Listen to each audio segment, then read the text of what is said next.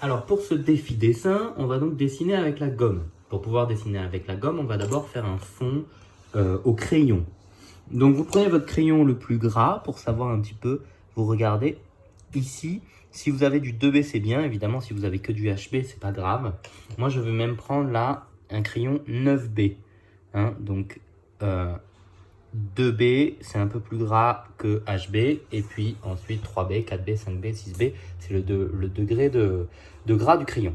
Donc je vais prendre mon crayon là qui est très gras et puis je vais faire, j'appuie pas trop, hein. Je fais pas un truc comme ça, sinon j'aurais beaucoup trop de mal à gommer.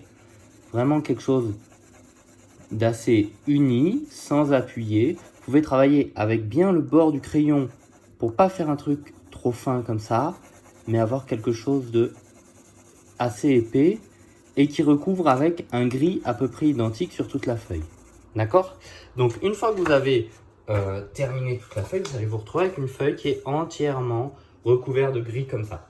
Vous prenez une gomme, alors vous pouvez prendre une gomme stylo. Moi je trouve pas ça très pratique avec les essais que j'ai fait. Donc là j'utilise une gomme normale avec une pointe un peu pointue en fonction des effets que vous allez vouloir faire. Vous pouvez avoir des gommes plus fines, vous pouvez les tailler au ciseau, etc. Et donc on va commencer à dessiner en fait en enlevant, d'accord, en enlevant le gris sur la feuille. Et donc vous dessinez. Alors vous pouvez jouer avec la lumière, faire quelque chose avec de l'ombre. Ce que vous pourrez pas faire, c'est avoir trop de détails. Donc, par exemple, je sais pas, je veux faire une fleur. Hop. Voilà. Vous pourrez pas faire des détails trop infimes, hein. Vous travaillez avec quelque chose d'un peu défini grossièrement.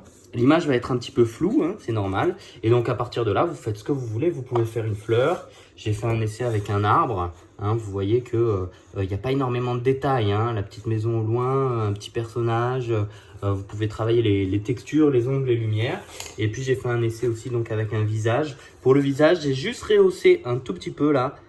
C'est-à-dire que je suis revenu avec mon crayon et j'ai fait un petit peu plus foncé certaines zones, puis j'ai rajouté 2-3 traits au niveau du nez. C'est possible aussi, d'accord? Voilà, cherchez pas la perfection, amusez-vous surtout, c'est l'essentiel. Et essayez de faire quelque chose qui soit quand même un petit peu identifiable, mais qui va être un petit peu flou et un petit peu différent d'un dessin au crayon. Voilà!